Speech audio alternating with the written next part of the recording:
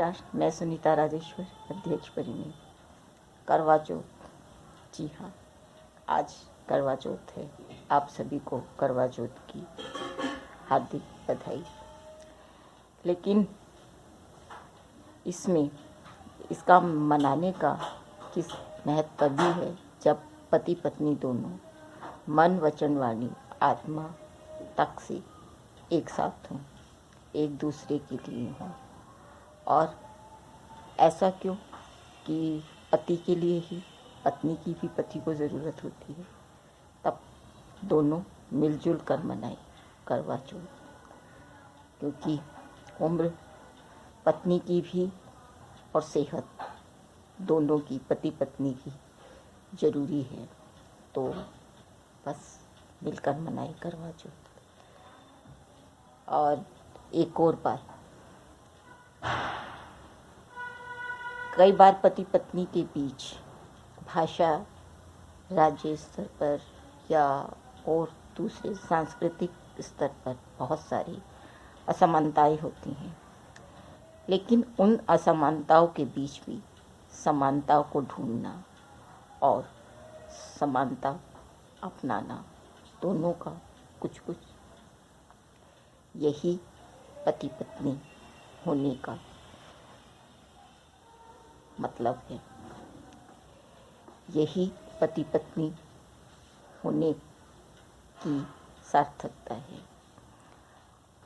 और अगर हम करवा चौथ मनाएं या ना मनाएं, कोई मायने नहीं रखता। लेकिन अगर आपसी सामंजस्य, तालमेल और संतुलन नहीं बनाते हैं, एक दूसरे की संस्कृति के बीच, एक दूसरे के रीति रिवाज के बीच, एक दूसरे के रहन सहन के बीच, एक दूसरे के आचार विचार के बीच, तब कहीं पर कोई महत्व नहीं रखता।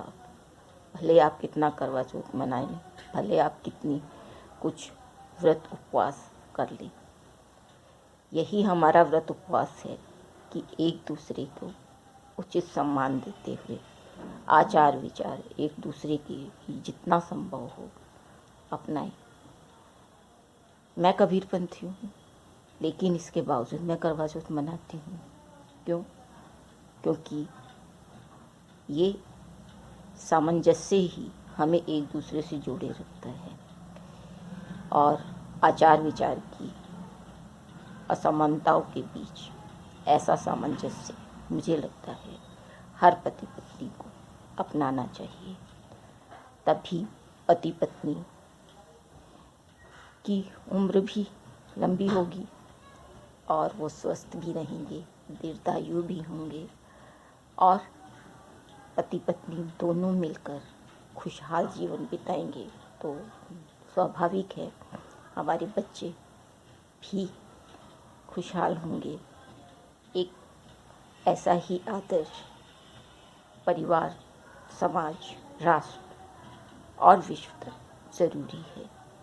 क्योंकि संतुलन और सामंजस्य असमानताओं के बीच ढूंढना और अपनाना ही सबसे बड़ी बात है और सबसे कठिन भी। तो अपनाइए ताकि संतुलन बना रहे परिवार, समाज, राष्ट्र, विश्व में। मैं सुनीता राजेश्वर, अध्यक्ष परिणी, आप सभी को करवा चौथ की पुनः हार्दिक बधाई। जय हिंद, जय भारत।